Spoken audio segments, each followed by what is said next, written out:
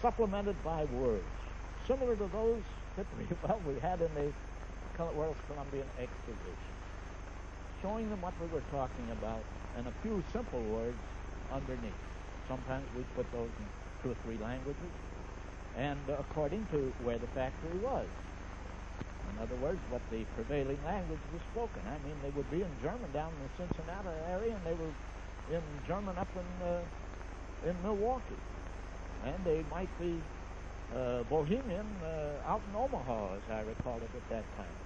I know in World War II you received from the President of the United States a certificate of merit for similar work, but I dare say that in that era you found considerably less of a problem of illiteracy. Yes, we had different standards. The standards then of literacy, or the test, was the 4 years attendance in school. In other words, they had to be through 4 grades. If they'd had 4 grades, they were literate.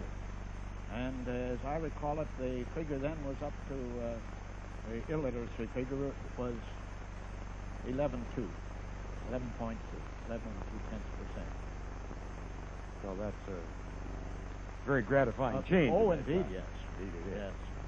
The country's been, well, should we say, homogenized, standardized, and people not only speak English, but they understand the words. But I still am of the opinion that it's good to stay in the 1 and 2 syllable words unless you're talking to people whom you can depend upon to get along pretty well with an occasional 3 syllable word. You practice what you preach. As a matter of fact, trunk line words.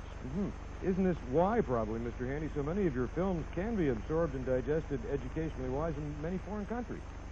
Yes, we translate them, but we still hold them to simple words which can be understood by those of limited vocabulary. And if anything's important, it can be expressed in short words.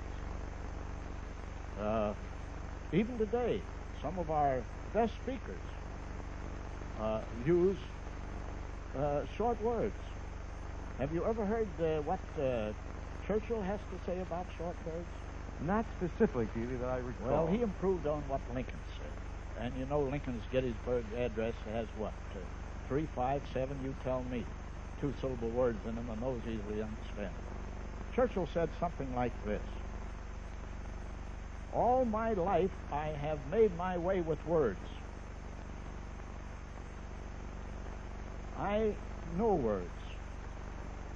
I speak them, and they write them, and I write them. Of all the things I know about words, one thing I know it is best for me to know. That is that the short words are best. Thank you, Mr. Handy. Every word of that's a 1 syllable word. Indeed it is. Well, I'm afraid that we have to call this wonderful visit to a stop. This has been Profile, a visit in depth with Mr. Jamison Handy, founder and president of the Jam Handy organization. We hope his many services and ideas will continue for many, many years. This is Bob Leslie speaking. Oh, I enjoyed it.